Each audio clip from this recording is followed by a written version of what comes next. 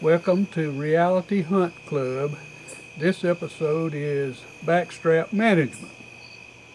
Good job. Alright, so we were out tonight and my dad got one. And we're in the process of taking some does out with our bow. Was it hot tonight? Yeah, it's pretty warm. Not as warm as it has been though. Yeah, so we're going to try to get some more. This is the first one. Me and Dad are up here for a whole week. So it's supposed to get cooler next couple days. Hopefully we'll get one on video. He was hunting one area of the club. I was hunting another area of the club. Of course, he knocked him down. 2 years in a row, same spot, almost the same time. She almost fell in the same location. So a good year and a half old deer, about 65, 70 pounds probably. Kind of like to kill because all the other club members shoot the big does, so it gives us a chance to kill a wide spectrum of different age classes, try to spread them out a little bit better. Besides, that one eats better, don't it, Dad? Yeah, this is the kind you want to eat. This is an 18-yard shot. The other one was a 30-yard shot. What'd you shoot him with? Crossbow. Yeah. Range, broadhead. Yeah? Was it fun? Yeah, yeah. And what did we do before we went to eat? I mean, what did we do before we went to hunt? We cooked a steak and ate supper and said it's about time to put one down. Yeah, that big old steak in your old belly. It didn't matter if one came out or not, right? No, I was happy. Alright, so now the real work begins. Yep. So stay tuned. Hopefully we'll get a couple more, or at least one more on video. I'm going to try to get one on camera. If not, we'll shoot something else. Try to figure out how to end this webisode. So stay tuned. So you saw my dad take a doe. We actually picked out that doe, and that's the one I wanted to take. Like I said in the video, we tried to shoot different age classes does. I got a lot of members that like to shoot the biggest doe come in, so we normally shoot the smaller ones, just kind of balance it out. But anyway, I was real happy to share that with him, especially 2 years in a row. Now we're going to get him a big buck come November. Now what you see here is the next evening and I'm going hunting. These are two fawns that come right on into the feeder, but the doe, their mamas stayed out. Now these two fawns walked right underneath my stand, and you can actually see, I can see them between my legs walk underneath the stand.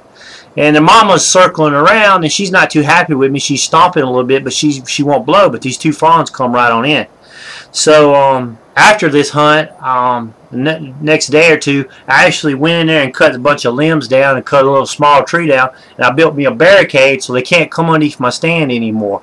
Now these are the only deer I've had at this stand location that have come underneath the stand. Now I was in here to shoot a doe. I was also in here for sway.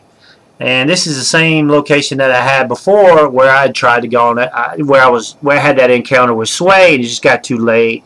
And you know, if you watched the previous video, you know the whole story behind that.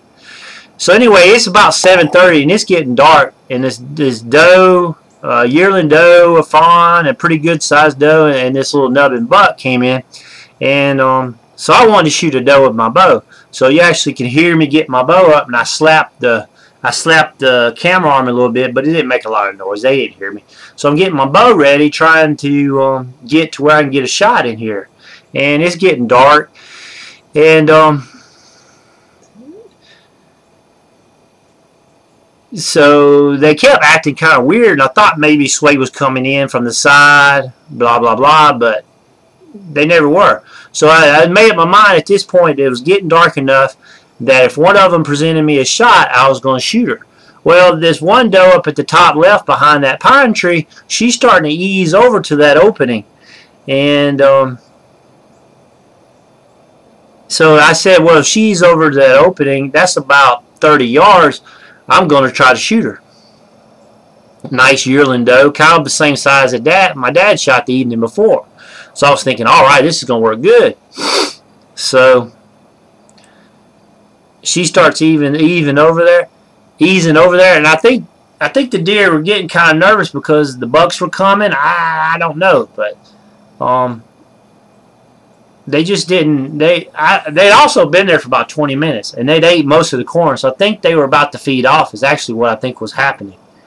So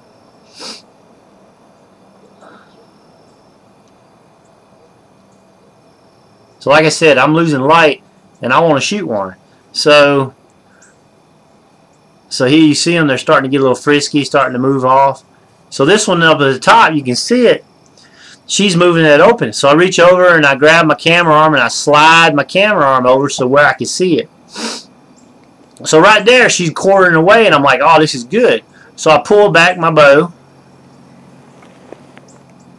I actually hit the camera arm on my back arm. So I'm thinking, okay, I'm good. So right there, I pull, and right when I start to pull, I didn't notice, but she turned quartering me. She took a big step quartering toward me. And what happened was I shot way back. I mean way back. And made me sick. And this is actual slow motion of what's happening here. As you can see, that's a good shot there. Now the tree's not as close as you think. I still think I have plenty of time to shoot him for the tree. But as you can see, she started turning and I hit her back. And we looked for that deer an hour. We looked for an hour that evening. We only went about 60, 80 yards looking for some tracks. Not tracks, but looking for the arrow and looking for blood. And we couldn't find a lick of blood. So we gave her overnight. We came back the next day. We looked for another hour and a half, 2 hours. We couldn't find her. Even though she'd expired.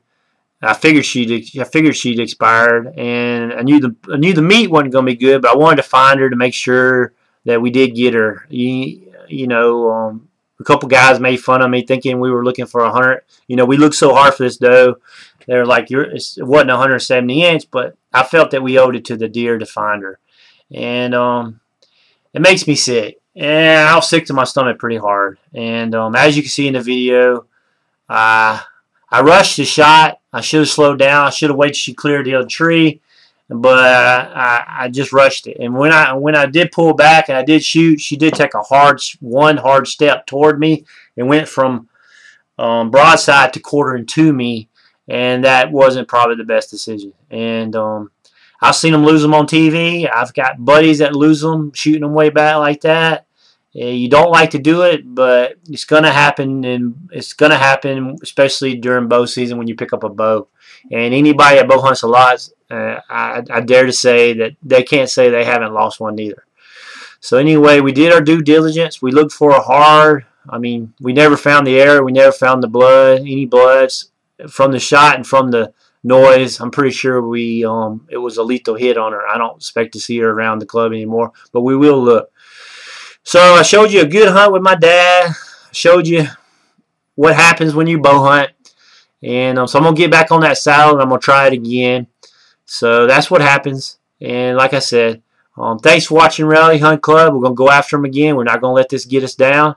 And we're going to put some more on the ground. So stay tuned and thanks for watching.